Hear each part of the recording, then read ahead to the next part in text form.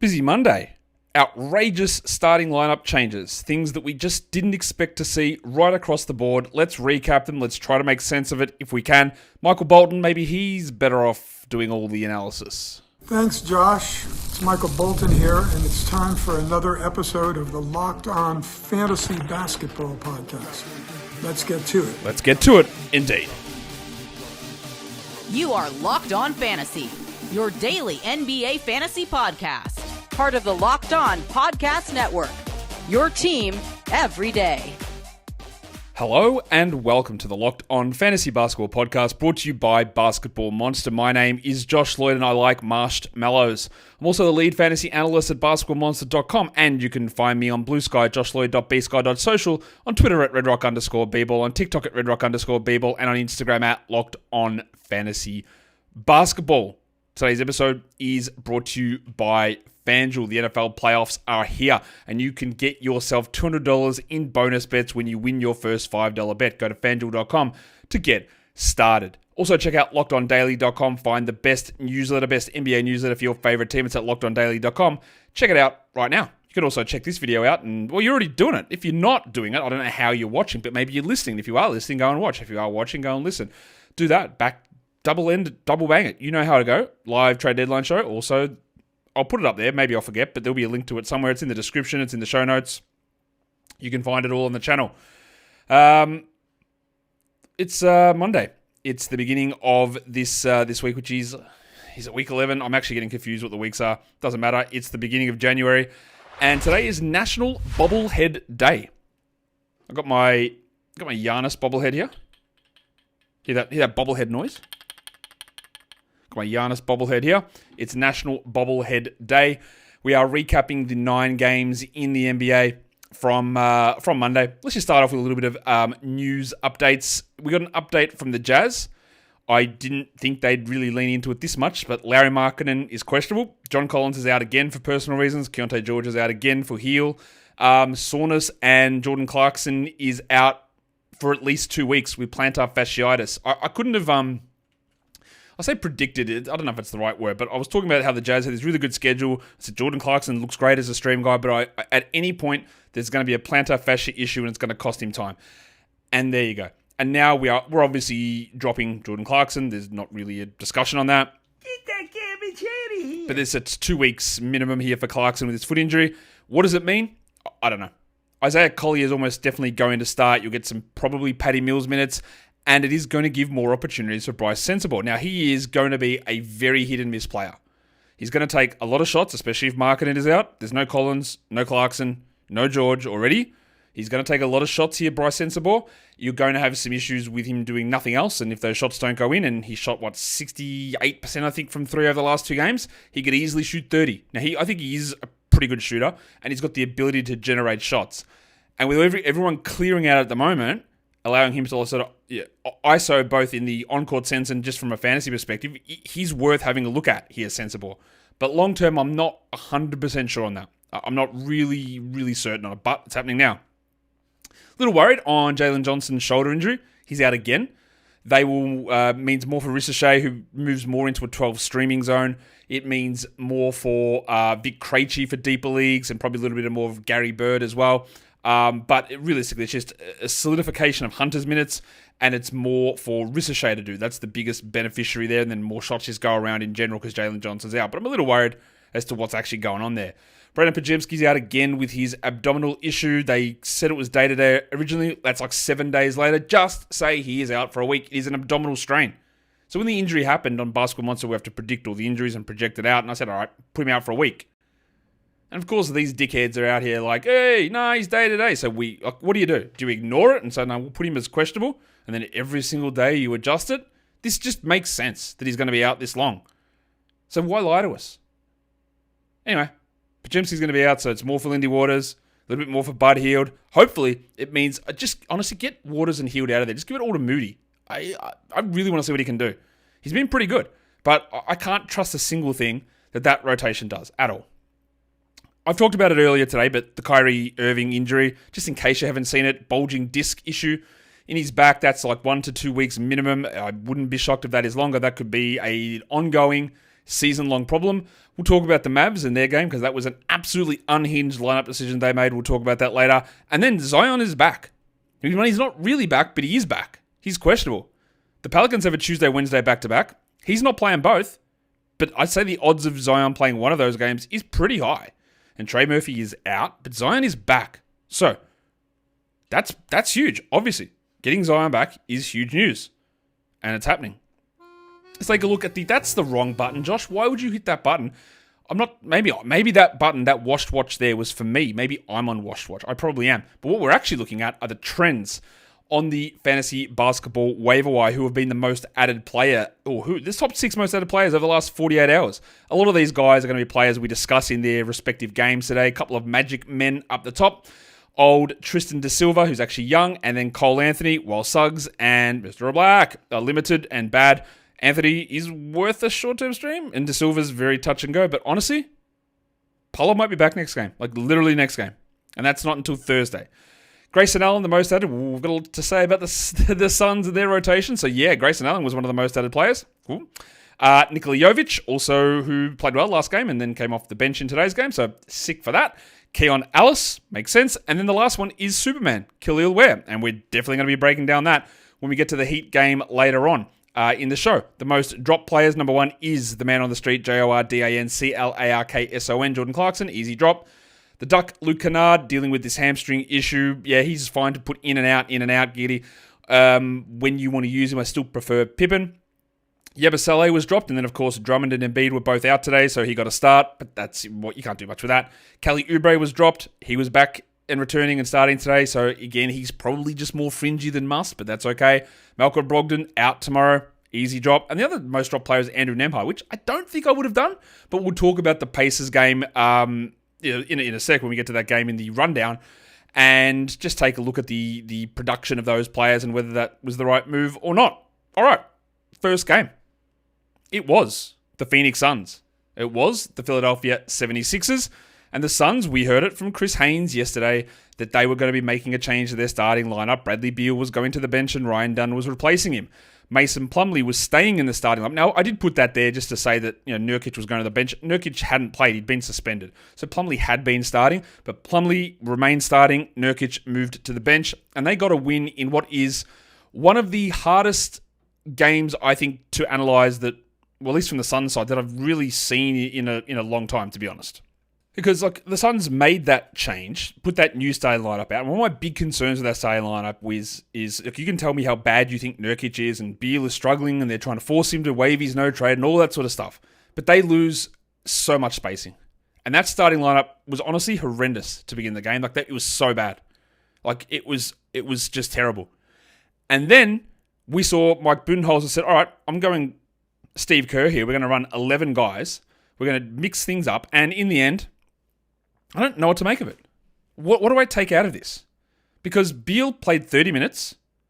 I was unbelievable in the second half. He had 25, 3, and 5. He had a steal and a block, and he shot 67%. That's great. I hope you didn't drop Beal, and I'm sure you wouldn't have. But yeah, 30 minutes, I still would have liked a little bit more, but he played 30 minutes. But what do I take out of this?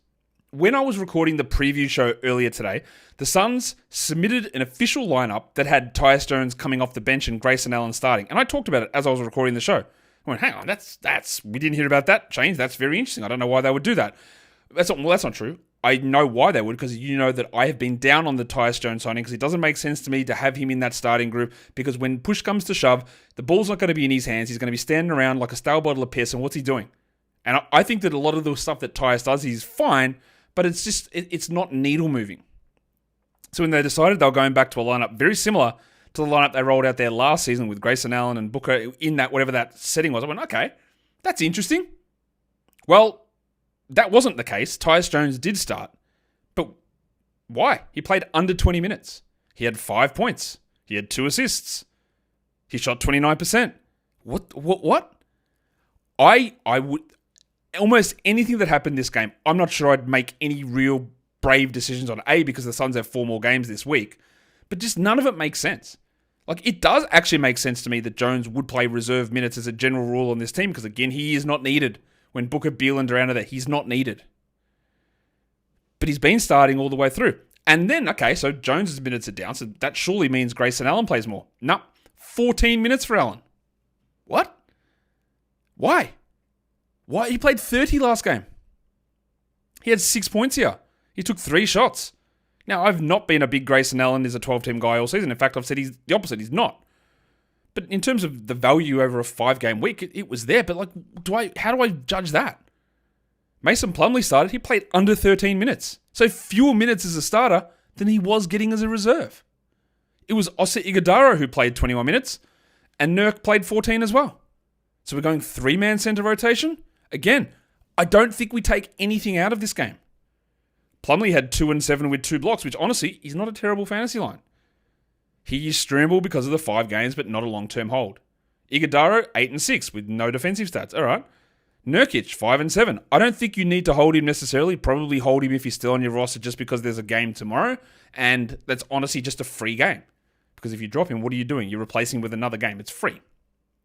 But otherwise, probably not. Devin Booker shoots 19% on 38 minutes. 10 points and 10 assists. Basically playing like a point guard. What about the other replacement? Ryan Dunn. 27 minutes for Dunny. 15 and 4. But of course, the thing that he's lauded for is defensive stats, and he had 0 of them. That's been a case a lot of the time this season. The whole thing about the Suns making this move now, when there's a 5-game week on, complicates fantasy decisions because, I could say, I'm not actually interested in Dunn for a season-long type perspective, but 4 games in the next 6 nights, I am. 4 games in 6 nights for Plumlee, I am. Will I hold Grayson Allen for 4 games in 6 nights? I will. Will I hold Jones there? I will.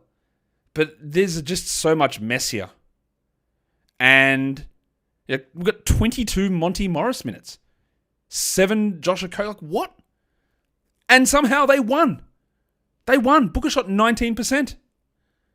It's just one of the weirdest games that I just think you sort of hold. If you added Allen, and it depends who else is out there, I'd probably hold. If you added Dunn, you hold. If you've got Jones, you hold. Because there's still 4 more games left. And I don't think that, and I know this is a long time talking about this, but there's just, what am I taking out of this game? It is an incredibly weird game that I don't think really will have any sort of sticking power even tomorrow. Just incredibly weird. What are they called? The Philadelphia 76ers. Let's look at their side of the game because, like I said, no Embiid, no Drummond, so 36 Gershon Yabusele minutes. 14 and 10 for the big fella. That's great. But not much else going on with poor shooting, and I think we just largely ignore him outside of spot starts like this. Maxey had 31 and 10, and Oubre, out of absolutely nowhere. I think the last time we saw Oubre, he had 8 steals, and he'd been averaging about 9 points a game. So in this one, he goes 26 and 11. Of course he does. Why wouldn't he? That's what you'd expect from Kelly Oubre, just an outburst scoring performance. He remains to me a fringy sort of guy, but you can't ignore the minutes. So if he was dropped, I'd re-add him. Paulie George, back to disappointing, 28%, 13, 9 and 5 with 2 steals. But in the last game, he shot really well and didn't do anything else. In this game, he shot horribly and he did the other stuff. Again, just put it all together, mate. Caleb Martin continues to be one of the biggest edges in the league. He had 8 points with 7 rebounds. He had 2 steals. Yeah, actually, I take that back. I don't know if he's into edging or what he is, but he's, from a fantasy perspective, a very frustrating player. 8 and 7 in 37 minutes. He'll have a game where he has 20 points on 1 shot. That'll happen. He'll invent some sort of way to do that. It'll probably be against Boston, of course. But otherwise, he's just a bunch of nothingness. And then Eric Gordon didn't play at all in the first half. And then he played 8 second half minutes. And then Ricky Council came in before Gordon and ended up with 2 minutes. And I don't know. The whole rotation here, Jeff Doughton with 4 random minutes. What is going on here? We had 11 boner minutes. And usually, I'd be pretty happy with that as a result. But he got a block, he had 5 rebounds, and he won't play most nights. Just incredibly weird. An incredibly weird game on both sides that, like I said, I'm not sure what the hell you take away from it. You can take away this, though, because today's episode is brought to you by FanDuel Sportsbook. And with the NFL playoffs just about here, you got big upsets and game-winning drives, and you got FanDuel, America's #1 sportsbook. New customers over to FanDuel while you're watching the playoffs, well, you can get yourself $200 in bonus bets by just placing a $5 bet. And that's it. You don't have to do anything. You don't have to win it. You don't have to lose it. You just got to place it. And a new customer will get $200 in those bonus bets. The FanDuel app gives you everything that you need. Live bets, same game parlays. It is all there. So go to FanDuel.com and join today and get started with $200 in bonus bets. That is FanDuel.com. Make the playoff season unforgettable with FanDuel. an official sportsbook partner of the NFL, and don't forget to gamble responsibly. Okay, we probably should go on and do the second game of the day. Portland, Detroit. Detroit are actually cooking now. Yes, you're playing against Portland, so, grain of salt and all that. But, Detroit wins 118-115. The Blazers, with the same starting lineup, DeAndre Ayton didn't rest in this game. He was totally happy and awake and all of that stuff. And they continued to be very annoying, this team. Jeremy Grant was out again with a facial contusion, and we got an actual monster game from Anthony Simons. That means we're probably getting a 1 of 9 shooting game coming up. He had 36 with 8 threes and 9 assists on 67%. It was actually a very, very good and a hyper-impressive Shaedon Sharpe game. Again, you don't get those that often. But he had 20 and 8 with 8 assists and 2 steals, Sharpie. Big games from those two guys. Huge. I don't know how to trust it. Sharpe remains a low upside player, and by low upside, I mean I don't see any way he's a top 40 guy. But he can have moments in the top 100. He'll have moments at 150. Getting 8 rebounds, 8 assists, and 2 steals is unbelievable from Sharpe. That is what you need. You want those games occasionally, and you don't usually get them. But of course, with those guys playing as many minutes as they did, 36 to Simons, 43 to Sharpe, that means that number 3 overall pick, Scoot Henderson, had 0 points, missed both of his shots, and had 3 assists.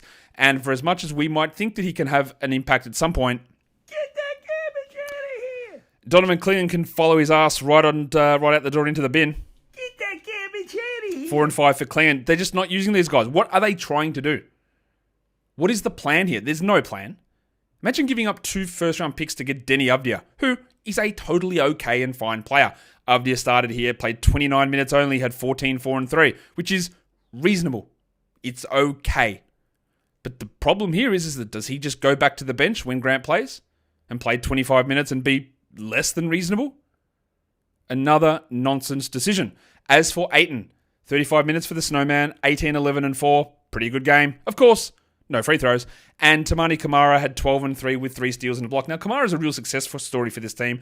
Second round pick, part of that Nurkic deal, developed into a good player. But I think they might be just giving a little bit too many reach arounds here. Like, he's fine. But what's his point? Like, he's not a high upside player.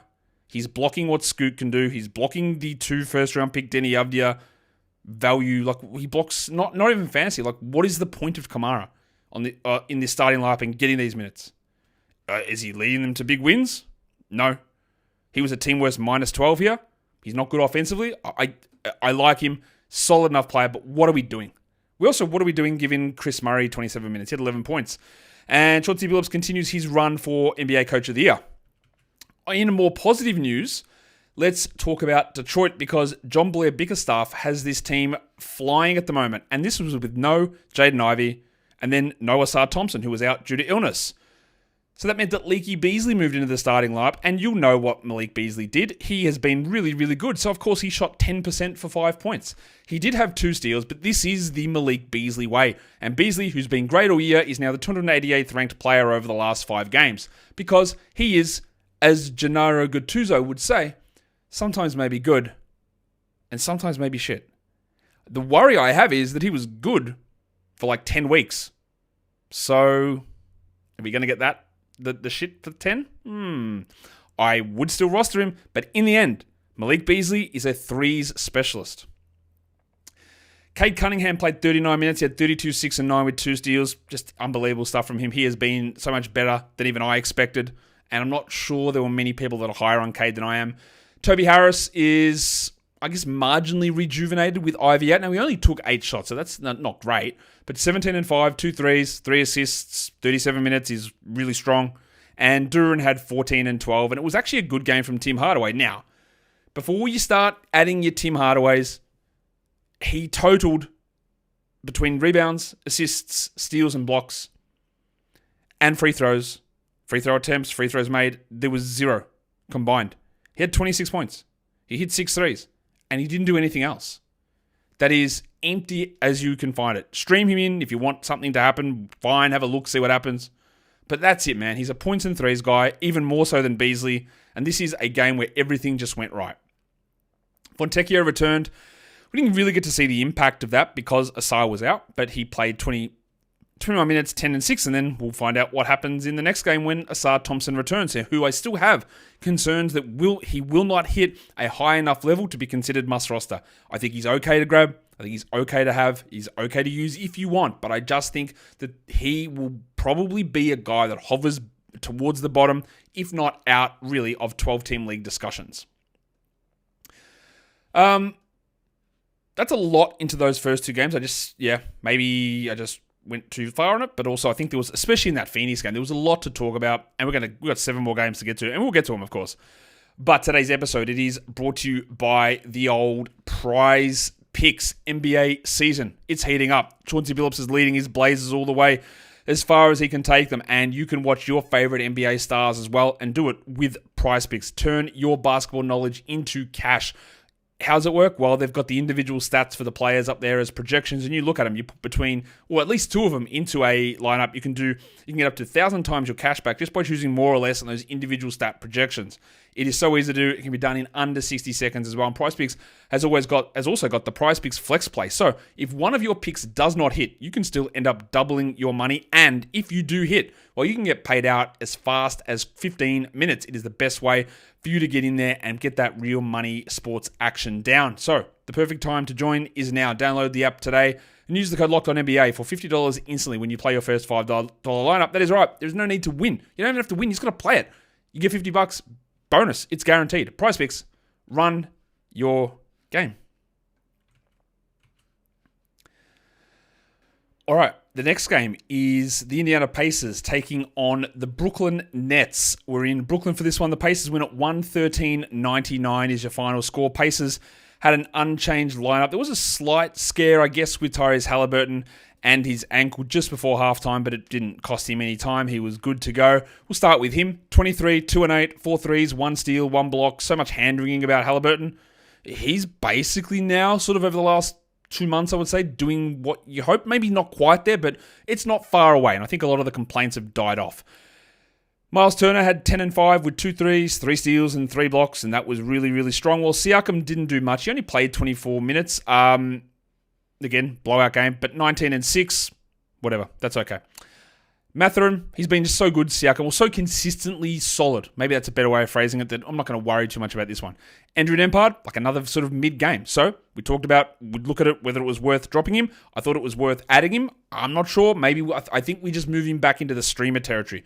8, 5, and 3 doesn't really cut it. It was a great scoring game from Ben Mathurin. People are going to rush to add Mathurin. People love points. They love scoring. 20 points is great. It looks big. What a big number. It's way bigger than 2 steals. It's not actually as impactful as 2 steals in fantasy, but it's way bigger than 2 steals. So people look at that and get excited. Now, he didn't do much else. 23 and 2. That's not very good. No steals, no blocks, 1 of 2 from the line. I still think he remains, much like Nembhard, on the outside of a must-roster scenario. Toppin's also nowhere near that. He's a 14-team league guy. 11 and 5 for Obert with no other numbers. And I don't really know if there's anything else to talk about. Ben Shepherd, again, no free throws. He has taken 1, though. So maybe we have done that with that. We eliminate the Ben Shepherd free throw watch now that he has hit 1. But overall, even though there was a lot to talk about in those first 2 games, I don't think there's anything really to talk about with the Pacers. But on the other side of things, we got weirdness. We got the Brooklyn Nets chucking out just blokes that I'm certain many of you had never heard of before. And that's okay, because Keon Johnson did it again. At the moment, Keon's worth adding. 12, 4, and 5 with 4 steals and 2 threes. But of course, there's no D'Angelo Russell, there's no Ben Simmons, there's no Cam Johnson, there's no Cam Thomas. Now, 2 of those guys, we've got an idea. 2 more, 3 more games for Johnson, maybe 6 or 7 more for Thomas. We know that. But we don't know when Russell and Simmons are coming back and what that is going to mean for Keon. But with those 4 guys out, and at least 2 of them definitely out, Keon is worth having for now. Zaire Williams started and was pretty good. 10 and 8, 4 assists, steal and a block in 26 minutes. But again, there's a lot of players out that can play his position. But I think we've just got to look at the Nets and a lot of these players as let's just see what's happening right now, and we'll use them, and then we adjust later on. Like, for example, Tyrese Martin started. He played 30 minutes. He had 15 and 5. That's pretty good. If he's going to start, you stream him in. But long-term, I don't see it. And Noah Clowney played 29 minutes. A very slow start for him, but he took the most shots on the entire team. He shot 27% on them, which is terrible. He had 14 and 4 with 3 threes, which again is not that good. But he played 29 minutes and he took the most shots. He still is really struggling. He's not doing a huge amount at all, and I don't blame you if you don't want to hold him. And you put him in the same zone as a Zaire or a Tyrese Martin. I think that's totally reasonable. But he took the most shots, and that should mean at least something in terms of, hey, how are they using him offensively? Jalen Wilson went back to the bench in this game. He was replaced by Clowney.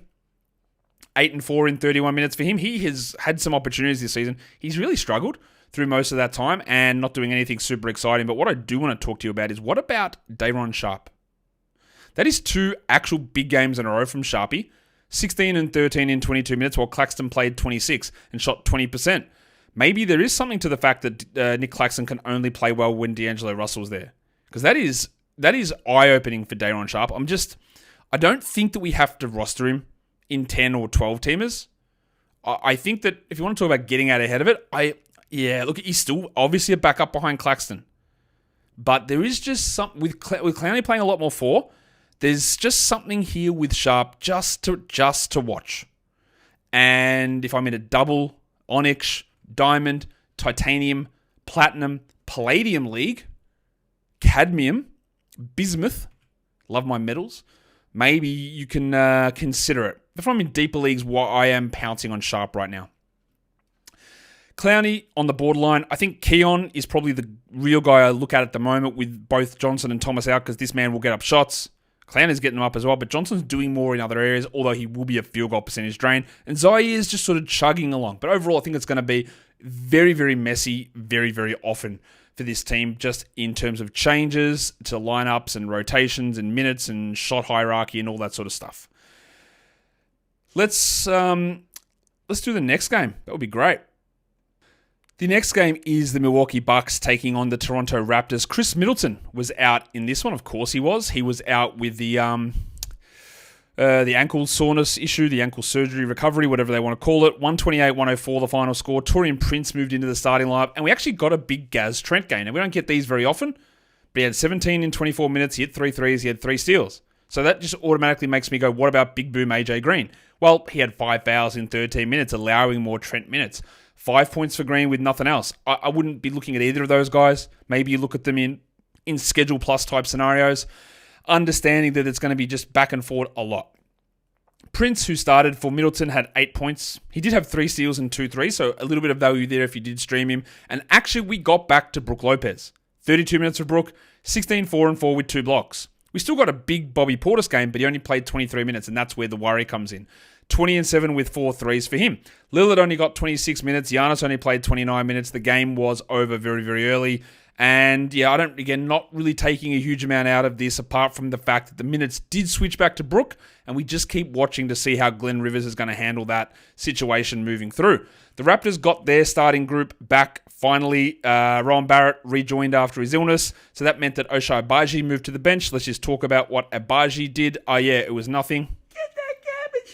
He had 2 and 4. That's not true. He had a steal on the block, so fair play. But, yep, we're not rostering him. And guess what we're also not doing?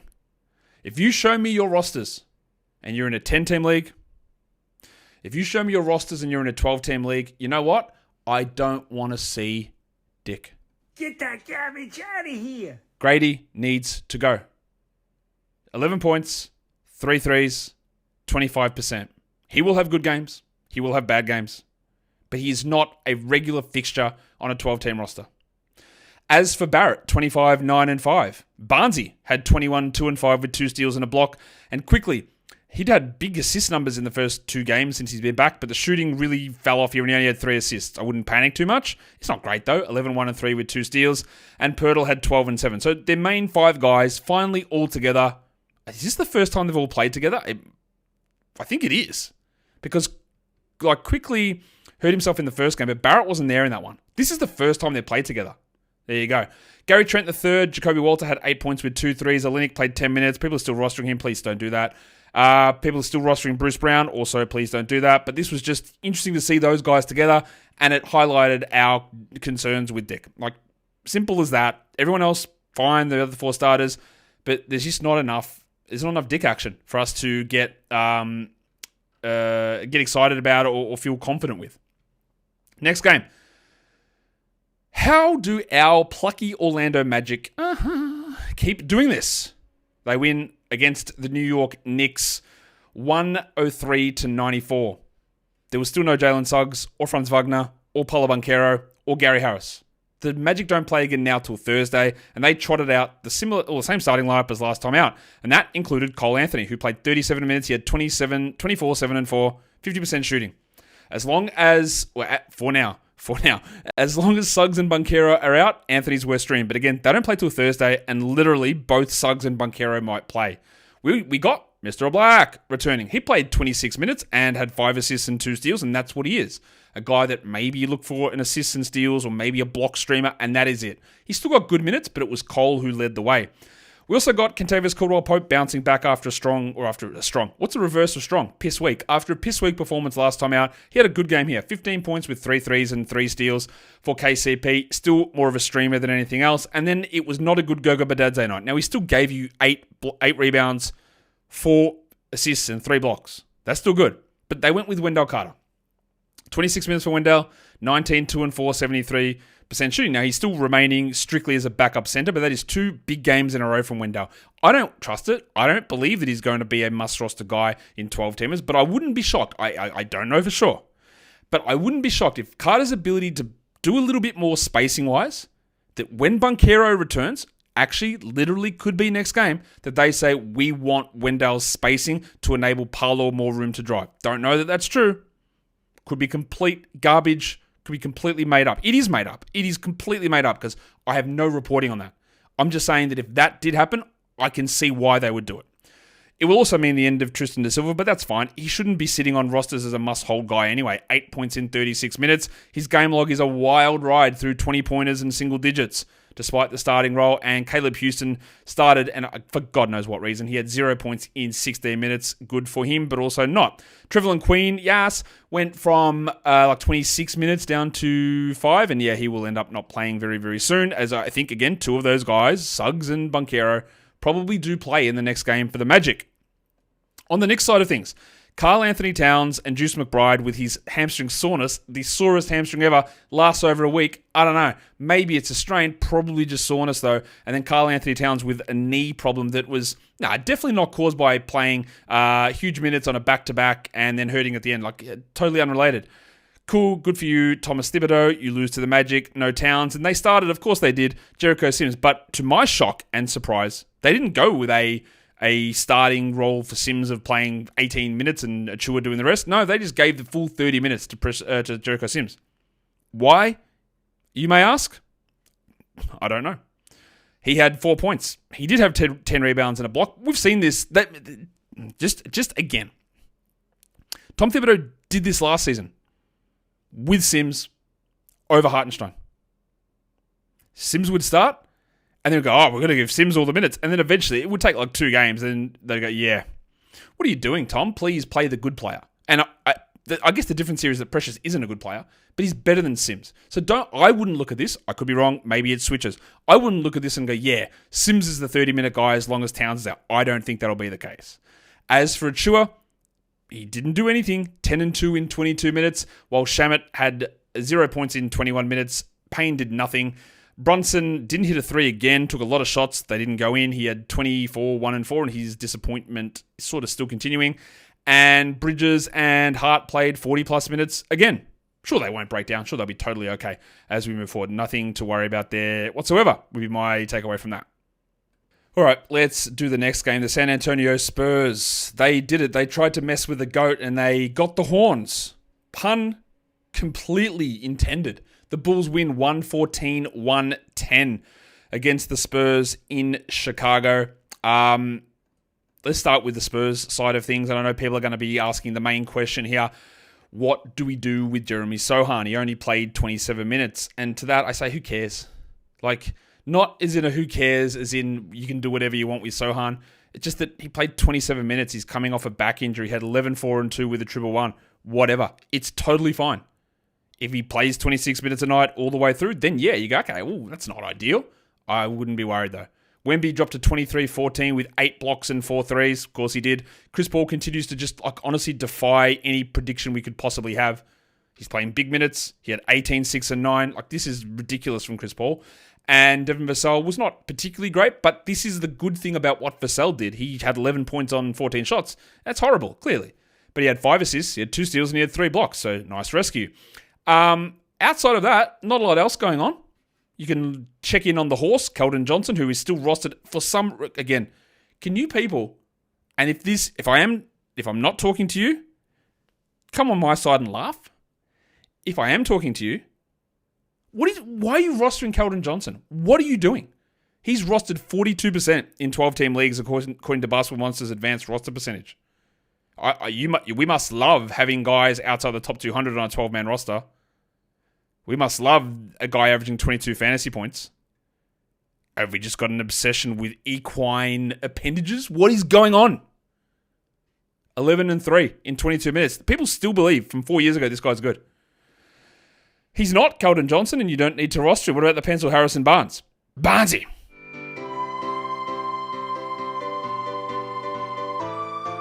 Yeah, I did that because I wanted to play the music. He had 10, 4, and 2, and I got nothing to tell you.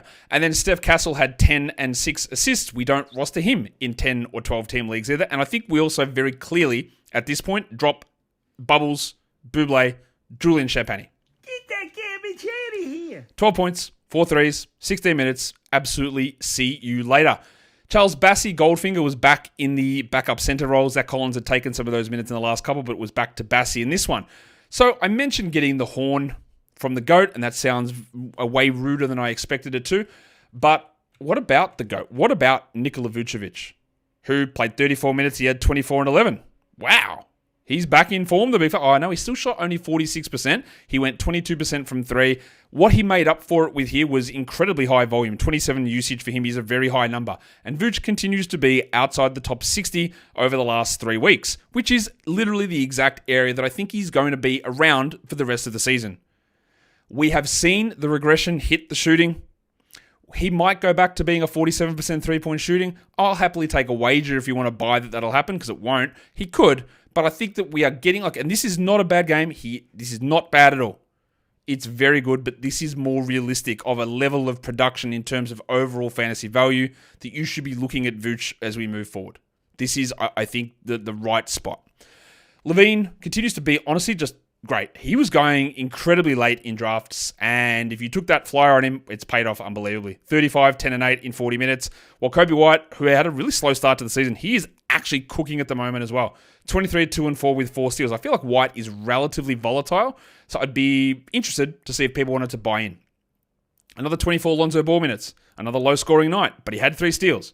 He's at least usable in category leagues in 12-teamers getting these minutes, while Giddey had a bad one, 25% shooting, 6 and 7, 2 steals and a block, and Pat Williams scored okay with a couple of little goodies chucked in there, but really not too much else. We actually got Matas Buzelis back into the rotation, but all he is, and he is good at this, he's a very good shot blocker at this point, and that is all he does.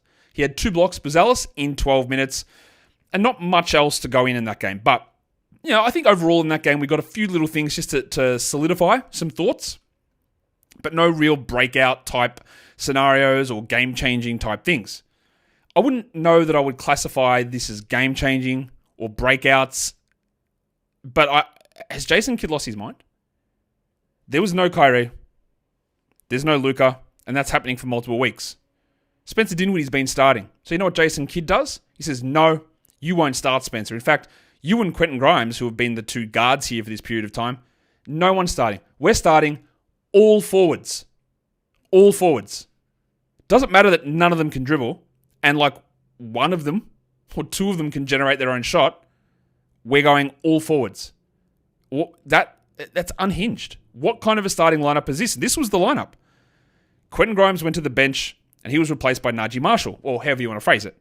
Spencer Dinwiddie went to the bench, and he got replaced by this year's version of Dwight Powell, Maxi Kleber, who used to be a pretty useful player. And now he's the guy that Mavericks fans were going, why is this guy out here? Because he's been mid for 2 years. Marshall started out the game playing pretty well. 33 minutes for him, 16 and 6, 2 threes and 2 steals. Oh, by the way, they got cooked by 15 points by a Grizzlies team that's as beat up, if not more, than what Dallas is. Marshall was fine. Go and grab him. That's good enough. But overall, in terms of what happened with Grimes and Dinwiddie, I'm not going to say they were good, Grimes and Dinwiddie, but their minutes were fine. Dinwiddie played 30 minutes. He had 6 points with 3 assists. Part of the reason why Dinwiddie's struggling is that he is bad, and he has been bad for a while, but the opportunity should have given him more chances than this. I am still going to hold him because I clearly am an idiot, but I think I'm still going to hold him. And same with Grimy, who had 9, 6, and 6 in 26 minutes. Klay Thompson in this game played 27 minutes. Why? I know he's not that good anymore, but why? 15 points, 3 threes for Klay. So let's look at what Maxi Kleber did. 4 points in 23 minutes. Lucky he was able to start. While Paul Washington had 17, 10, and 5 with 3 steals. And Washington took a million shots. They didn't go in because, of course, Gattuso had worked his magic. He had 32% shooting. And it's going to be some rough games from PJ. It's going to be some big games from PJ. That is what we get. It's also time for a huge Derek Lively stretch, I think. He played 33 minutes. He had 14 and 12 with 4 blocks. Just if Derek Lively is for some reason on your wire, he is an ad. Because Daniel Gafford, well, not only that, Lively's good and he's better than Gafford, but Gafford sprained his ankle, and Jason Kidd said that he's going to be out for a long time. Well, sorry, he's going to probably be out for some time. So a week, 2 weeks, 3 weeks, probably multiple weeks for Gafford. So Lively's going to have to do a lot. That means that Dwight Powell is going to get resurrected. You got to get more minutes for Washington at center as well as Kleber, which opens up more stuff for the guards, the Hardys, the Grimes, the Dinwiddie. And that brings me in to talk about Jaden Hardy, who played pretty well. He had 15 points on 10 shots with 3 threes, a steal, and a block. That's still just more 14 team than 12. But originally I had Najee Marshall as like a fringy guy. I'll move him into 12s. Same with Grimes. Same with Dinwiddie, and same with Klay and Lively if these guys are available, and PJ. Just all those guys. Lively, PJ, Najee, Klay, Grimes, Dinwiddie. I think all of them are 12-team rosterable. Now, you might say 4 of those guys are on my wire. Yeah, you don't have to go and rush to grab all of them because it's going to be pretty hit or miss. But I think all of them have 12-team viability. It's just an unhinged lineup. And much like when we harken back to 25 years ago when I started recording this show and talked about the Phoenix Suns, is that like the changes that were made and the rotation decisions that were made, they were really, really weird, and they didn't make a lot of sense, and I won't say that necessarily had success, so does that mean that it even holds for next game? Not necessarily. Is this our Wendell Moore moment of Wendell Moore replacing Jaden Ivey? Or insert every other time an NBA coach does something absolutely unhinged when they have to make a starting lineup change and then takes them 2-3 games to figure it out? I'll lean more towards the latter because there is a mountain of evidence to suggest that happens just way too often. On the Memphis side of this game, there was no Desmond Bane, who's dealing with an ankle problem now. Bloody hell. He was out, and that meant that Lil John Conchar moved back into the starting lineup, and Lil John Conchar started, played 23 minutes and had 5 points. But you know that with Connie. He had 13 rebounds as well. What did I hear the other day? This is a complete off note, maybe, well, not off note, just side note, sidebar. Do you know that John Conchar and Vlatko Cancar, their surnames are the same? Just one of them, John Conchar, has been anglicized and changed for coming over to a Western-speaking country or an English-speaking country, whereas Vlatko Cancar is the original. I'm going to get it wrong. I think they're both Serbian. Well, so Cancar is Serbian. I think Conchar's dad is Serbian, but it's the same surname apparently. Conchar Cancar. There you go.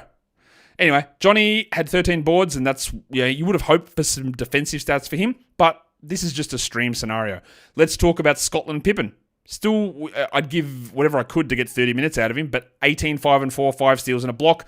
This is why the Luke Kennard thing didn't bother me massively and why I would stay with Pippen, and I did, and it's worked out, and I'll keep holding. Or Jaren Jackson, it's under the radar. This bloke is having an unbelievable season. 35 and 13, 5 assists, 3 steals and a block. He just took on the extra load, giggity, and he was great. Unbelievable stuff from him this season. And then we also got a very, very interesting thing. Actually, I'll leave that for a sec. Let's talk about some other just performances here. Kennard, 13, 4 and 4, fine, but streamy, more 14s. Jalen Wells was good, 17 and 10, but shot horribly. He's at least usable in 14-team leagues, I would say, over this short-term period. And Jake LaRavia got the minutes, but didn't do much. But this team is going to change so often over this period of time. We also got old mate Yuki Karamura, get some non-garbage time minutes, and then play 2 minutes and not play again. But what we got to talk about is the center spot. Zach Edey suffered that migraine, came back and started, and then played 21 minutes. Okay, that's weird. Then the next game, he played 21 minutes. Okay, we really have to keep an eye on that because 21 minutes of Edey is not enough to be a 12-team league guy. And in this game, Zach Edey played 13 minutes. He got benched for the second half, and Jay Huff started. I'm not going to tell you to drop Zach Edey, but my analysis on Zach Edey remains the same. There are certain matchups where he does really well. There are others where he doesn't. I think his upside is really limited, but he's probably still the best rookie in the NBA this season. But he does need to get 25 minutes a night, and that is 3 in a row of quite bad production. I am holding. Would I rush to add Jay Huff? I don't think so. With Gafford going down and an incredibly weird lineup of all these forwards, it's hard to really judge. But Huff had 11 with 3 threes, and that's at least keep that on in your mind for whatever's happening now for the next game they have. But it's not like Brandon Clark was out. We just got more Huff. So I can very easily see Edey moving to being a 12-team streamy guy versus a must-roster guy. I'm not at that spot yet. But that's 3 quite concerning games in terms of load roll minutes since he returned from his migraine demons. Let's still talk about the next game. It is the LA Clippers and the Minnesota Timberwolves. The Clippers were able to roll out the same starting lineup again, so they didn't change any Chris Dunn and Derek Jones scenario. Dunn had 2 points in 21 minutes. We are dropping in 10 and 12 and 14. Jones had 10 points. Cool, we don't need him in 12s. And Kevin Porter played 19 minutes for 7, 6, and 7, which is pretty good for him. I don't really care. He's still just a deeper league guy. The question we're going to ask is, what does it mean for the main players?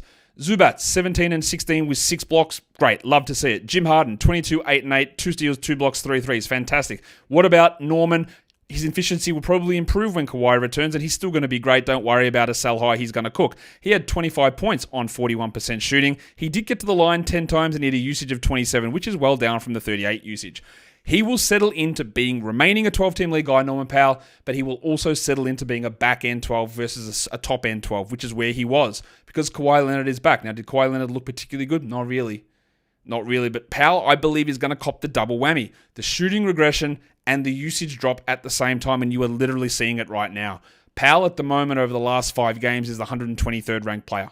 There was a real stinker in there as well, but these regression things were all bound to happen and at the same time.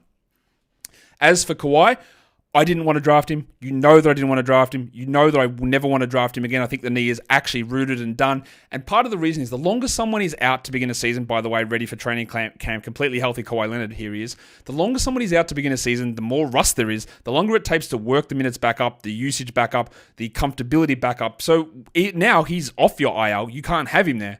And he has to sit on your bench providing 160th best value for a week, then 100th for another week. And then, yeah, you might get top 20 run of him some point, but you also might not. So I just don't want those players on my fantasy roster. And yeah, Kawhi's clearly better than this. Don't worry about that. Like when I say he's rooted, I don't mean that he's a bad player. I don't mean that he's going to be terrible when he gets going. It's more that I don't trust the knee to be able to hold him healthy for this period of time, for any period of time of length. And it's frustrating where he's at now. Terrence Mann, by the way, 10 minutes. Sure thing. But yeah, like they're still figuring things out, obviously, with that lineup. Speaking of figuring things out with a lineup, the Minnesota Timberwolves did it. They made a change. Mike Conley got benched for Dante DiVincenzo. DiVincenzo had 15 and 8. He had an assist. He had 3 threes. He shot 42% only. He's a must-roster player. I don't think he's that good. I actually don't think he's a full-time point guard, but if they are going to run with it like this, then you do it. Conley had probably his best game, to be honest. 26 minutes, 11, 4, and 3 with 2 threes, but I wouldn't rush to add him. But what I think, and this is where we can try to get into the minds and decipher the words by the coaches, which is impossible. After the last game the Wolves played, Chris Finch said, you guys ask me about starting lineup changes all the time. He goes, if I thought that was changing the starting lineup was a silver bullet to fix things, I would have done it. Literally 0 games passed and he changed the starting lineup. So, what are you talking about, number one? But B, is there another change coming? Because I think there is. And that change is going to be Naz Reid over Julius Randle. Randle was terrible here. Now, he hasn't been that bad all season, but he also is a weird player. He is taller DeMar DeRozan. He's a player that if you look at the numbers or the accolades or the stats, which is the same as the numbers, or him playing one-on-one, you go, yeah, he's a pretty good player. Obviously, DeMar a lot better than Julius Randle. But in terms of fitting guys around them and working in a team environment, it's bad. It has always been bad for Randle. He had 5 points in 23 minutes on 20% shooting. Reid played 31 minutes, had 18 and 7, 1 steal, 2 blocks. If Naz Reid is on your wire, I would add him immediately. I don't know, and I think it's probably like a 10% chance that next game Randle is benched and Reid starts. But I very much think we're headed that way. And if it wasn't for the play of, honestly, of Conley, but of Reid in this game, they would not have won. They would have been getting smashed. Gobert played 38 minutes. His minutes have been way down. He had 8 and 18, so that's a good sign. While Jaden McDaniels was pretty good. 2 steals, 11 points. That's sort of what he does. And Edwards also finally got some assists going. 7 rebounds, 8 assists, 37 points, 6 dribbles. One of the best games he's had. Just keep... I don't know, and I am not telling you this is a prediction. But if we hear that Julius Randle is benched in the next game and Naz Reid starts, don't be surprised. Could happen in the next week. I feel that is the next move to make. Again, they won the game, but they had to come back from a long way down, requiring the performances of these bench players. Like, it was needed. But yeah, just watch it. Now, I'm not going to also sit here and tell you that I think Reid's a great player. He's continually an overrated player. He was actually a -10 in this game. But I just get the feeling that there's going to be a secondary switch coming in this or for this team soon. I think it's coming. All right, I waited, and the last game has gone to double overtime. So I'm just going to talk about that game up until the end of the first overtime. I've got to get this show out and done because I've got baseball practice to go to. So yeah, and I actually think it's almost more useful to talk about the game not even including overtimes, because that's not happening every game. So you're going to have all these inflated stats that don't really mean anything. And every time we talk about the context, we're going, well, it was double overtime. So in a way, I guess as I cope with not covering the end of the game, that's maybe what happens. But we'll talk about it. The Miami Heat and the Sacramento Kings, they are tied heading into the second overtime period. They made a change. Of course, they did. The Miami Heat to their starting lineup. Jaime Jaquez Jr. moved into the starting lineup, and that meant that Nikola Jovic, who'd been playing really well, moved to the bench. And as is usual, we get inconsistency in production, playing time, all of it. It just keeps happening with Miami. We'll talk about Jaquez, because everyone's going to run to grab him after this. 34 minutes, 16, 11, and 9, 4 steals, a block. Fantastic. Now, he missed 2 clutch free throws, which would have won them the game at the end of the first overtime, but whatever.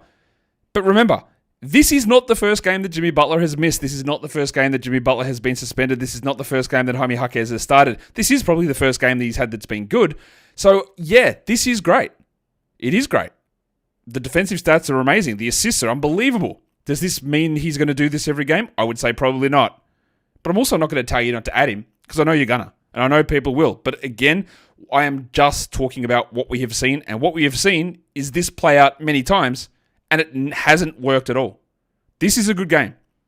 A very good game from Jaquez.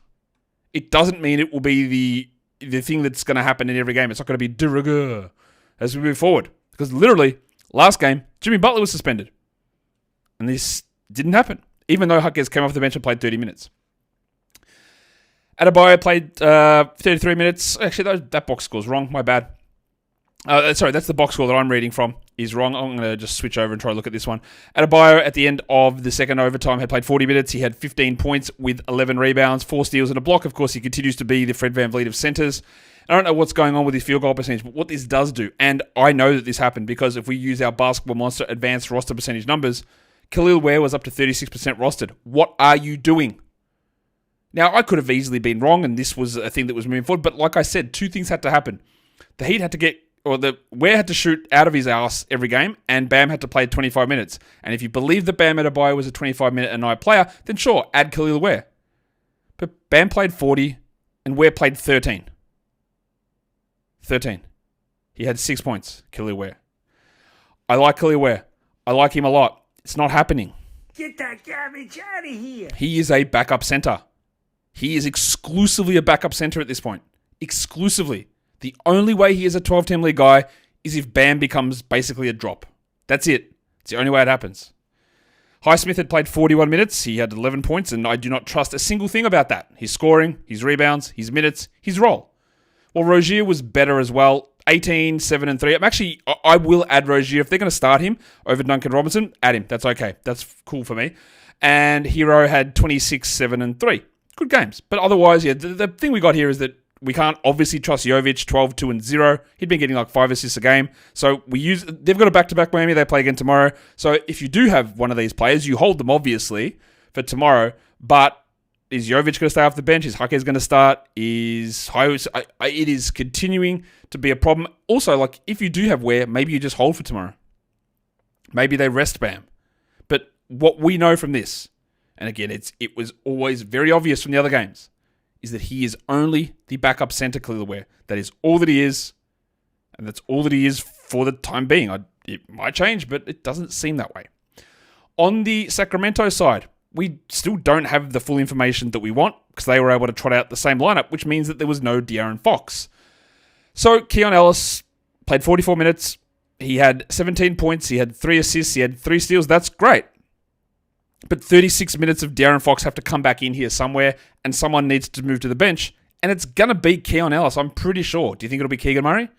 Will it be DeMar DeRozan? Seems really unlikely. But I don't know. But while these guys are out, and also remember, the Kings do not play now for 3 days, and the Kings have 2 games in the next 7 nights. Is it worth holding on to Keon Ellis for a 0, a 0, and a 0? And then for Friday, for him to be a 26-minute bench player. Is that worth it to you?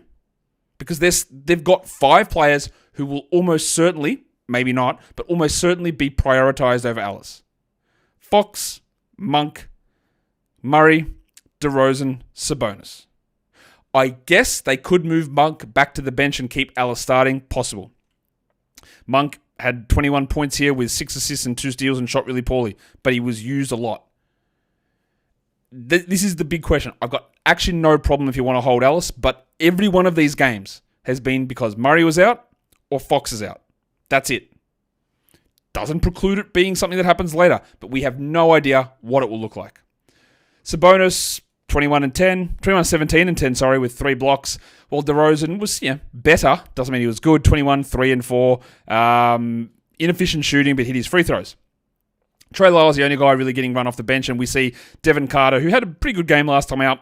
He's just not going to play. He's not going to play anywhere near enough to matter, really, in any sort of fantasy league. I just do a quick check to see what the actual game is doing, and the Kings are up 19 points at the moment as I'm going through, as I'm recording this. Some big minute totals coming in for players, obviously, at the moment.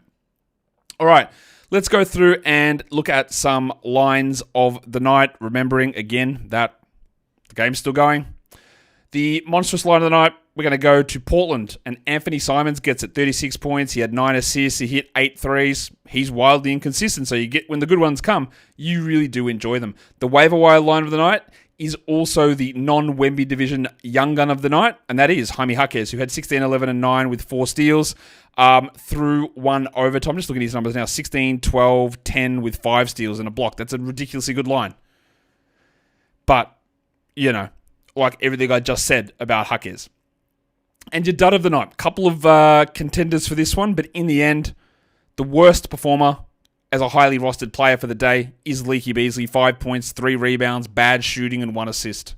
Not a terrible night, but he is your dud of the night. Let's take a look at the top 6 performers for the day. The number 1, of course, as we mentioned, was Anthony Simons for category leagues. Number 2 in category leagues was very close. Was Victor Wembanyama, Ivica Zubac, Jaren Jackson, Cade Cunningham, and Zach LaVine. Your top 6 waiver wire players. Number 1 is, of course, Jaime Jaquez Jr. Then Scottie Pippen, who is a 12-team guy. Day'Ron Sharpe, who we're keeping a close eye on. Cole Anthony, they don't play till Thursday and might not have a role, but we stream him in on Thursday if Suggs is out. Tim Hardaway, ignore that. And then Keon Ellis, whose value will rise up that list as more of that game goes on. And we just spent a lot of time talking about him and his value. For a points league, top 6 Yahoo points leagues, Jaren Jackson, that is, Wembanyama, LaVine, Edwards, Zubac, and Cunningham. And your top 6 ESPN points league players, again, understand that some of those games haven't finished, or one of those games hasn't finished. Jaren, Wemby, Zubac, Edwards, LaVine, and Anthony Simons. Only one player left the game injured for the action on Monday, and that was Dan Gafford. Old mate Jason Kidd said this is going to be a long-term thing, so this obviously means Derek Lively, just add him absolutely everywhere if he's not. And then deeper leagues, it's Dwight Powell, it's Maxi Kleber. in that position as well. So that will round out the day, National Bobblehead Day, 9 games in the NBA, wild and wacky lineup changes, lots of information that we still don't fully know how things play out, and that's okay, because we are going to be here all the way through trying to break it down when it happens, change our minds with new information, stay with our evaluations when it's necessary, but just making the right moves to hopefully have fun and have success playing fantasy basketball. Guys, hit the thumb on the video, but also hit the thumb on yourself. Yeah. I know people said that they find it useful, and I'm glad that they do find me being positive useful, but it's also like, it's disappointing that like people just sometimes feel so down on themselves. We want to start to turn this stuff around for ourselves and for others. And look, this I try and live this myself. Again, people might think that I'm a negative person or always bitching at it, which is, again, the furthest thing from the truth. But it's because there are things that I'm passionate about that I want to change to make better. And I want to highlight the good things. I'm not gonna dick ride them. I'm not gonna glaze them. But I'm gonna talk about the good things and talk about the things that need to be better or improved or changed. And that's how we view ourselves. There is good. You acknowledge the good. And there are things that we can do better and we can improve upon. And we say, all right, next time we do it better. That is the way that I try to live. And I think it helps. Guys, we are done here. Thank you so much for listening, everyone. See ya.